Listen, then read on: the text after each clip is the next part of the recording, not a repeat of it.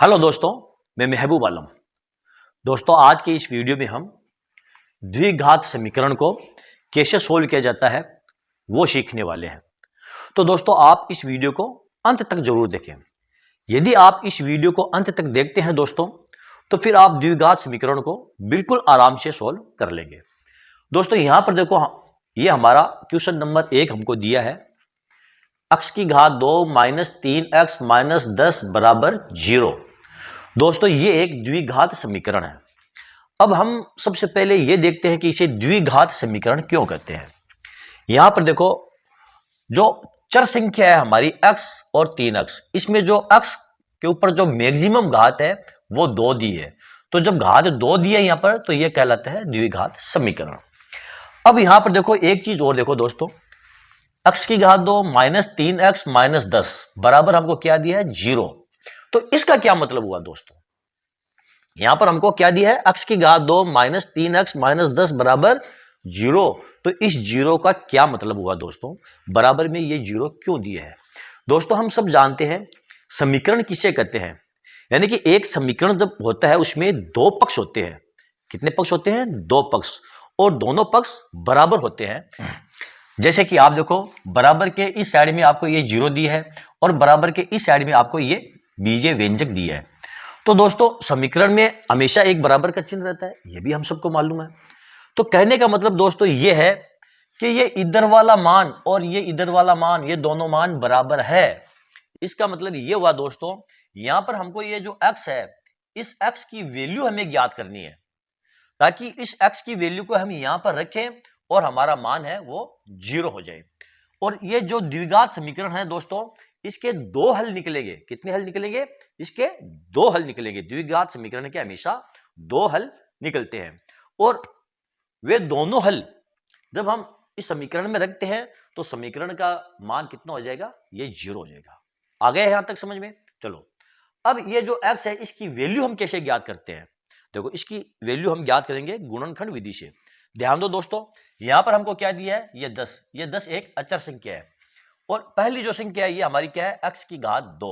ठीक है, तो ये जो x की घात 2 है, यहां पर कुछ नहीं है ना, इसका मतलब हुआ कि ये एक x की घात 2 है। यहां पर एक छुपा हुआ है, ये एक x की घात 2 है। जैसे कि ये 3x है, तो इसी प्रकार ये एक x की घात 2 है। तो हम क्या करेंगे, ये जो 10, इसको और x की घात 2 का जो गुणांक है यहां पर, उसका हम गुणा कर लेंगे। तो कितना आएगा, देखो 10 को और 1 से गुणा करेंगे तो कितना आता है, 10। ये आ जाएगा 10। ठीक है, अब क्या करेंगे, देखो ये जो 10 है, इसके हम करेंगे गुणनखंड। क्या करेंगे, गुणनखंड। तो इसके गुणनखंड क्या है, 2 और 5, ये इसके गुणनखंड है। और इन गुणनखंडों को देखो, जब हम इनको जोड़ते हैं या घटाते हैं तो क्या आना चाहिए, ये 3 आना चाहिए। और जब इनका गुणा करते हैं तो ये संख्या 10 आनी चाहिए।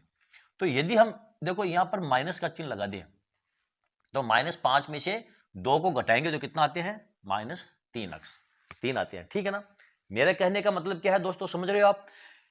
जब द्विघात समीकरण को हम गुणनखंड विधि से सोल्व करते हैं, तो ये जो अचर संख्या है इसको, और जो x की घात 2 है इसका गुणांक, इसका हम करेंगे गुणा। गुणा किया तो यहां पर 10 आ गया। इसके हम इस ऐसे गुणनखंड करेंगे कि उनको जोड़ने या घटाने पर ये बीच वाली संख्या आ जाए, और गुणा करने पर इन दोनों का वापस ये गुणज आ जाए। ठीक है, तो इसके हमने दो टुकड़े किए, 2 और 5।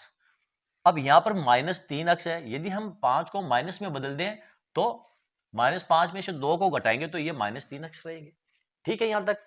तो हम इसको इस प्रकार लिख सकते हैं, x की घात 2 माइनस ये 5x और प्लस ये 2x माइनस 10 बराबर 0। आया समझ में।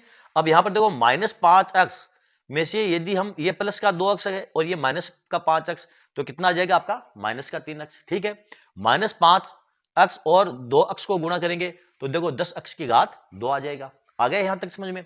अब इसको देखो, इसके जोड़े बना लो आप इस प्रकार।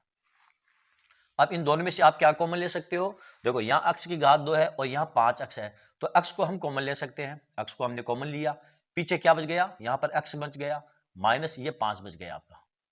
ठीक, फिर यहाँ पर ये प्लस है, प्लस का चिन्ह लगा दो। यहाँ से आप क्या कॉमन लोगे, यहाँ से आप 2 कॉमन ले लो, ले लिया, पीछे क्या बचा आपका ये x और यहां पर -5, 2 को -5 से गुणा करोगे तो वापस -10 आ जाएगा बराबर ये 0। अब यहां पर देखो x और +2 को ले लो आप, x + 2 बराबर 0 और x -5 इसमें से एक कॉमन ले लेंगे तो x -5 बराबर ये 0। तो यहां पर x बराबर क्या हो जाएगा आपका, यहां ले लेता हूं मैं, x बराबर हो जाएगा -2 और यहां पर x बराबर हो जाएगा ये 5। तो इस समीकरण का जो हल है वो या तो x बराबर -2 है और x बराबर 5 है।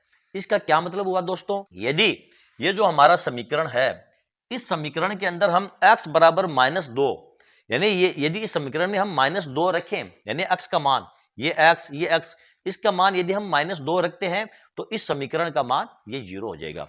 और यदि हम x बराबर 5 यानी इस x का मान इस समीकरण में यदि हम ये 5 रखते हैं तब भी इसका मान 0 हो जाएगा। जैसे मैं आपको करके दिखाता हूं, मान लो ये जो समीकरण है इसमें हम x बराबर -2 रखते हैं, हमारा समीकरण क्या है देखो, x की घात 2 - 3x - 10 बराबर 0, ये हमारा समीकरण है।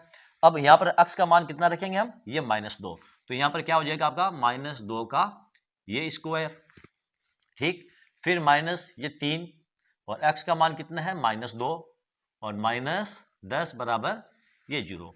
अब देखो -2 का स्क्वायर कितना होता है 4, माइनस माइनस प्लस, 3 को 2 से गुणा करेंगे तो 6 और ये -10 बराबर ये 0, 4 6 को जोड़ेंगे तो 10 और ये -10 बराबर ये 0। आ गया समझ में? इसका मतलब ये हुआ कि हमारा ये जो हल है ये बिल्कुल राइट आंसर है। इसी प्रकार दोस्तों यदि आप x बराबर 5 को इस समीकरण में रखते हैं तब भी आपका मान ये 0 ही आएगा। ओके दोस्तों, आया समझ में? तो चलो देखते हैं हमारा नेक्स्ट क्वेश्चन। ये रहा दोस्तों हमारा नेक्स्ट क्वेश्चन, 2x की घात 2 प्लस x माइनस 6 बराबर 0। इसको हम कैसे सोल्व करेंगे, ध्यान दो दोस्तों, यहां पर x की घात 2 का गुणा कितना है ये 2 और यहां पर अचर संख्या कितनी है 6। तो जब हम इसके गुणनखंड करेंगे तो सबसे पहले क्या करेंगे, ये जो 6 इसको और इस 2 को इनको हम गुणा करेंगे तो कितना आ जाएगा, 6 और 2 को गुणा करते हैं तो 12, यहां पर हम लिख देंगे ये 12, ठीक है। अब 12 के ऐसे टुकड़े करेंगे, दो गुणनखंड इस प्रकार करेंगे कि जोड़ने या घटाने पर ये x आ जाए यानी 1x, यहां पर कुछ नहीं है ना यहां पर, तो इसका मतलब हुआ ये 1x है, ठीक है। तो 12 के इस प्रकार आप टुकड़े करो, फैक्टर करो कि उनको जोड़े या घटाएं तो x आ जाए और उनको यदि हम मल्टीप्लाई करें तो ये 12x आ जाए। तो इस प्रकार कर सकते हैं हम 4 और 3, देखो 4 में से यदि हम 3 को घटाते हैं तो 1 बचता है और 4 3 को गुणा करते हैं तो 12। तो आप इस प्रकार लिख दो यहां पर 2x की घात 2 प्लस ये 4x और माइनस ये 3x और माइनस 6 बराबर ये 0। देखो 4x में से 3x को घटाएंगे तो x आ जाएगा और 4 को 3 से गुणा करेंगे तो 6 दूनी 12 आ जाएगा, ठीक। अब आप ये कहते हो भी 6 और 2x को गुणा करेंगे तो 12x की घात 2, तो दोस्तों ये 12x की घात 2 ही है, 4 और 3 और x को गुणा करेंगे तो 12x की घात 2, ठीक। अब यहां से देखो आप क्या कॉमन ले सकते हो और यहां से आप क्या कॉमन ले सकते हो, यहां से हम 2x कॉमन ले लेंगे, ये 2x हमने कॉमन ले लिया। देखो यहां पर देखो x है और यहां पर भी x की घात 2 है तो एक x को हम कॉमन ले सकते हैं, यहां पर 4 है और यहां पर 2 है तो एक 2 को हम कॉमन ले सकते हैं। यहां पर क्या बचेगा आपका x और यहां पर प्लस 2, देखो 2x और x को गुणा करेंगे तो 2x की घात 2 आ जाएगा, 2x और 2 को गुणा करेंगे तो ये 4x आ जाएगा। आ गया समझ में? अब यहां पर लगा देंगे हम माइनस और यहां से आप क्या कॉमन लोगे, देखो यहां पर है 3x और यहां पर है ये 6, तो यहां से आप कॉमन ले लो ये 3, पीछे क्या बच जाएगा आपका ये x बच जाएगा और प्लस ये 2 और बराबर ये 0। देखो -3 और x को गुणा करेंगे तो वापस -3x आ जाएगा, -3 और 2 को गुणा करेंगे तो -6 आ जाएगा।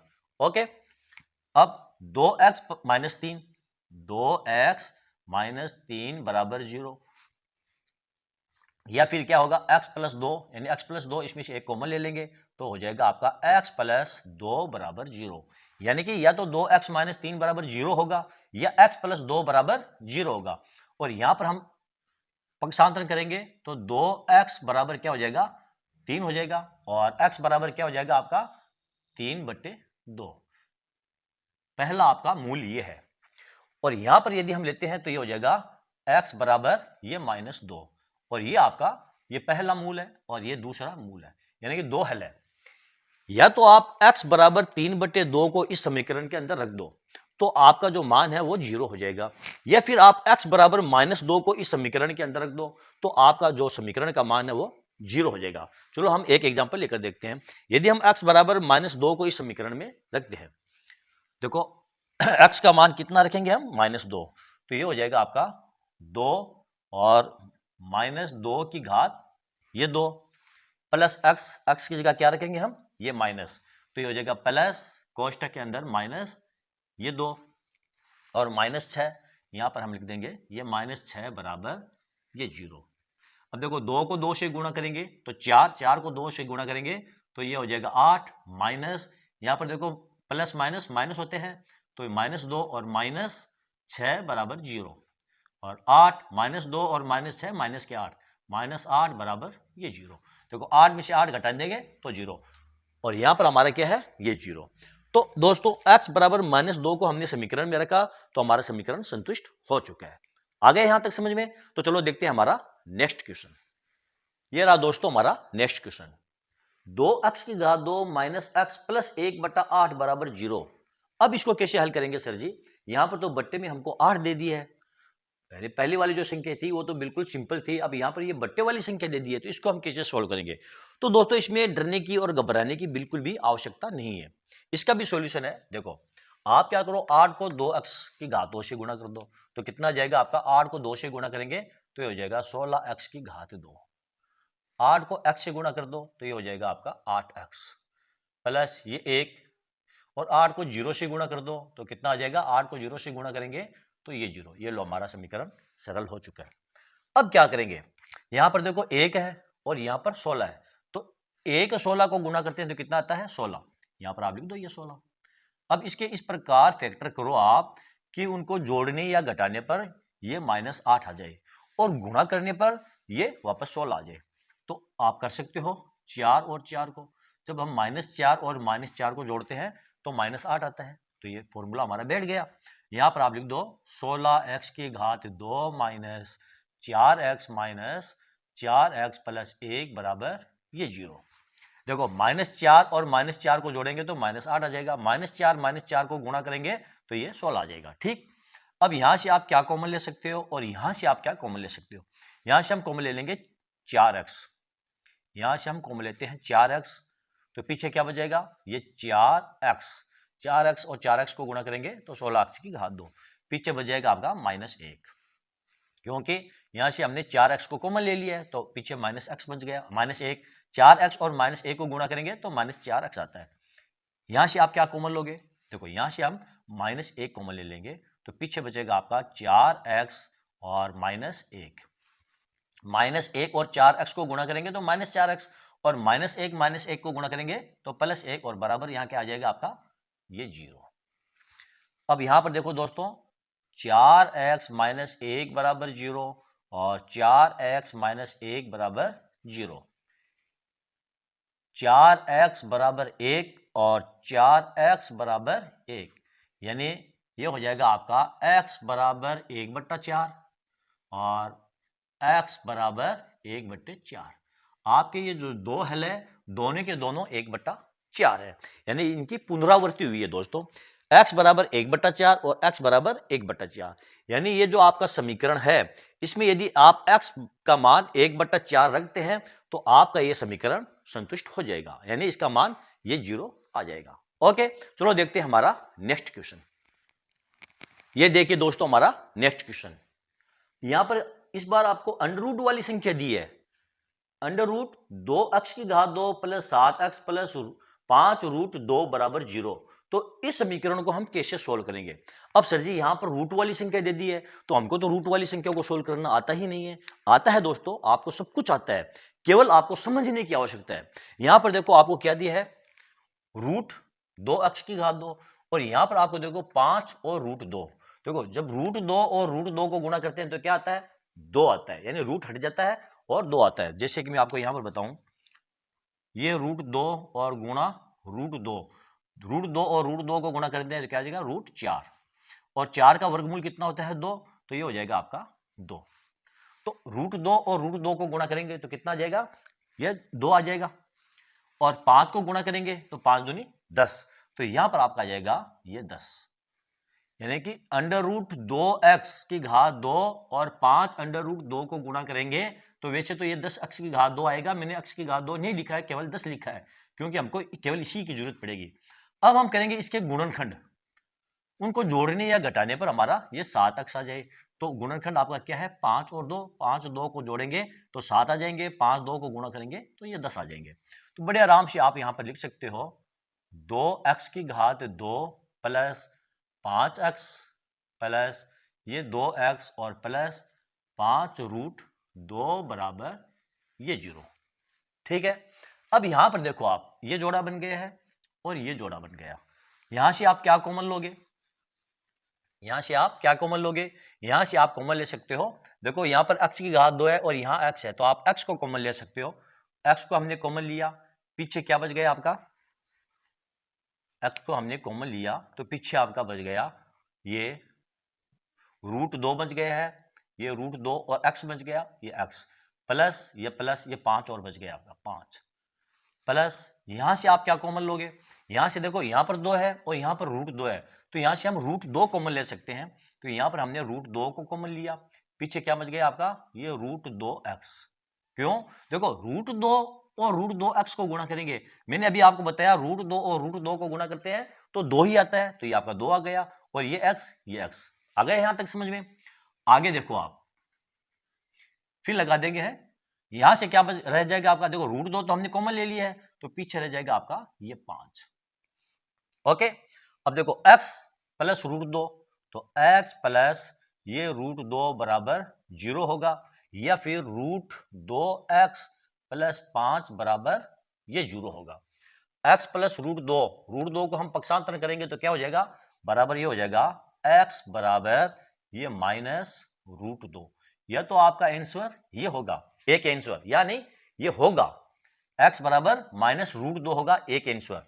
और दूसरा जो आपका हल वो क्या होगा, यहां पर देखो √2x बराबर हम कर देंगे इसको पक्षांतरण तो हो जाएगा -5, और x बराबर क्या हो जाएगा आपका -5 बट्टे ये √2, एक हल आपका ये होगा।